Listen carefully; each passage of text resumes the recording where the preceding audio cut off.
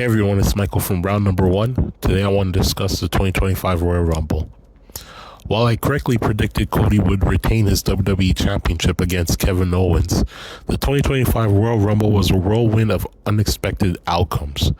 My prediction for Bianca winning the Women's Royal Rumble match was off, and I completely missed the mark with my CM Punk prediction for the Men's Rumble.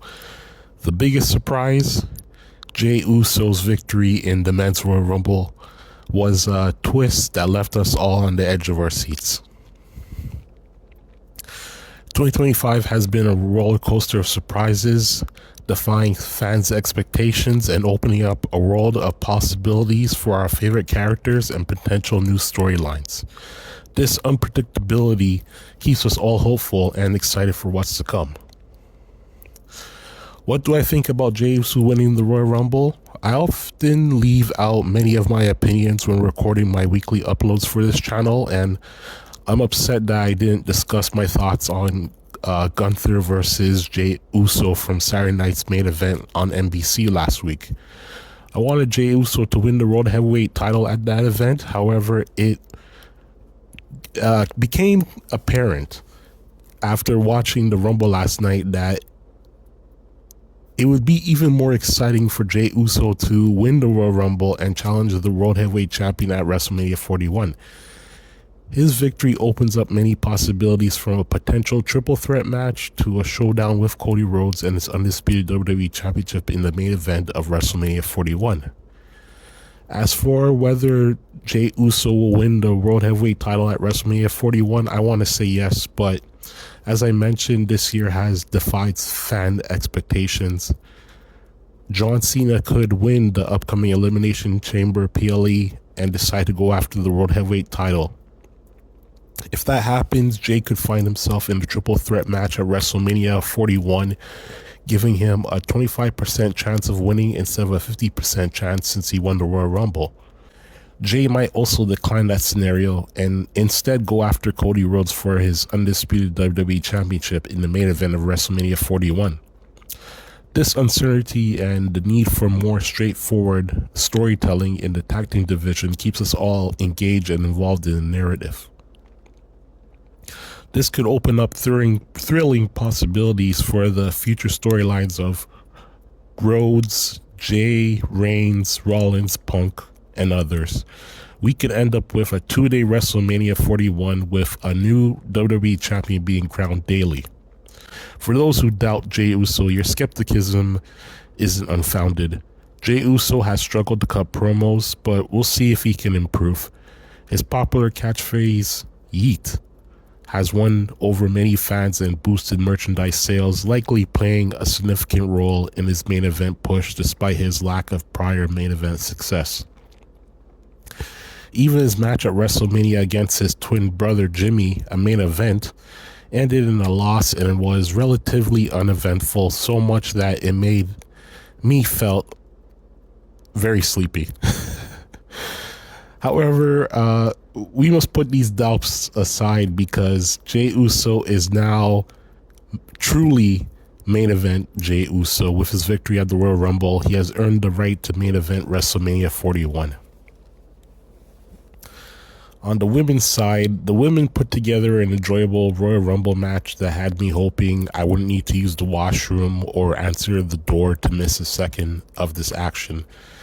This women's Rumble match was filled with high-flying moves, intense rivalries, and surprising eliminations. At one point, there was about 5 women on the ring apron, all fearing elimination at the same time. I saw a fantastic show of strength from the newly signed WWE talent Jordynne Grace.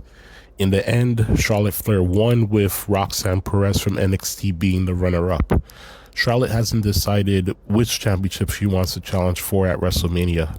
Still, she did mention at the press conference that new championships were introduced while she was away and she wants them all. Could we see Charlotte entering WrestleMania with a championship? Now, regarding the Women's Royal Rumble match, although I didn't predict Charlotte would win, I acknowledged there was a possibility. Her win, however, has sparked a debate amongst wrestling fans about the state of the women's division. Many fans felt suffocated during Charlotte's entrance, and with her winning the Royal Rumble, the division lacks breathing room. This win could lead to a shift in the division's dynamics and the emergence of new challengers. Charlotte's win could potentially lead to a revigoration of the women's division, with new storylines and rivalries taking center stage. Now, let's state the facts. Charlotte has been on the road since 2012 and has held a WWE Championship every year, only taking 1 year off to recover from her injuries. This consistent presence as a champion certainly contributes to the feeling of suffocation when she returns. Rhea Ripley has been a champion each year from 2023 to 2025. Liv Morgan has also held the same championship yearly from 2024 to 2025. The only other person to hold this championship during this period was Becky Lynch, who only held it for 7 days.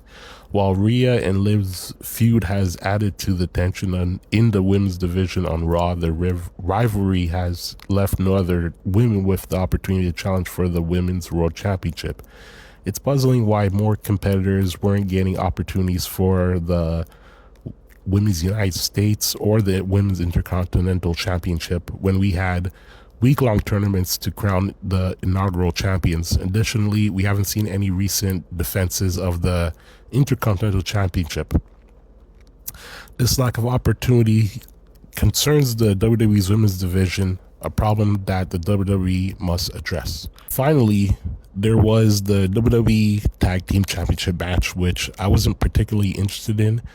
I like the Motor City Machine Guns, but I never cared for DIY and have no interest in either member's singles run, whether it was in NXT or the main roster. That said, I enjoyed the match even enough to watch the entire thing, even though I didn't initially plan to. However, I hated the finish. Motor City Machine Guns should have won, and then the Street Profits should have attacked DIY. Now I have to deal with the Motor City Machine Guns, DIY, and the Street Profits all involved in a feud, while Angel and Humberto are left waiting for a championship opportunity. This situation doesn't work for me, and the SmackDown Tag Team division needs some breathing room. In conclusion, I had mixed feelings about the Royal Rumble outcomes.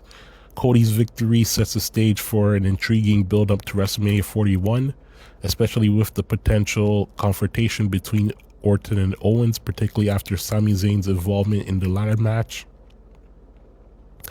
However, the tag team division seems overcrowded, with Motor City Machine Guns, DIY, and Street Profits all involved with the tag team championship. Looking ahead to WrestleMania 41, the stakes have never been higher. Jey Uso's victory in the Royal Rumble sets the stage for his potential clash with the World Heavyweight Champion. It opens the door for many storylines. The possibility of a Jey Uso versus Cody Rhodes showdown is thrilling, especially given their journeys and fan engagement. On the women's side, Charlotte Flair's decision about which championship to pursue will significantly impact the division's dynamics. This could lead to an exciting multi-woman match that showcases the depths of talents waiting in the wings. The inclusion of emerging stars such as Jordynne Grace and returns as Alexa Bliss returned last night could shape the future of the women's division, bringing in new rivalries and exciting feuds. Royal Rumble 2025 has created a chain reaction in WWE, stirring excitement and speculation among fans. With new storylines on the horizon, it's a great time to be a fan of the product. The unpredictability of outcomes and the diversification of talent promises to keep us glued to our screens as we head into what could be an unforgettable WrestleMania week. This is Michael of the Round Number 1 YouTube channel. I'll see you tomorrow with more news.